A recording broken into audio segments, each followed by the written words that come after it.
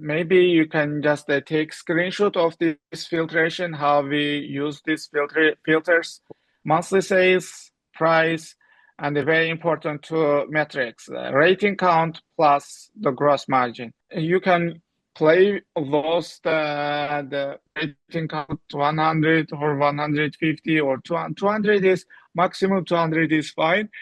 We are gonna find out the products finish the launching phase and they are kind of establishing in the market.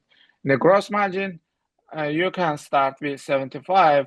If you find many products, like if you put 70 here, you got 200, 300 products, you can narrow down more. You can put the higher gross margin. It means you are gonna pay to Amazon less and you have more money, or these products are kind of high value product or differentiated or kind of a little expensive or maybe small but expensive kind of the product. So you have enough budget for PPC, marketing, profit, returns, etc., etc.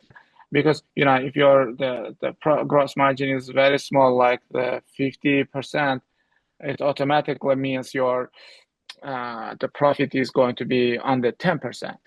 It's kind of roughly correlation. So go as high as gross margin, and if you don't find product, go down, pull down, less number.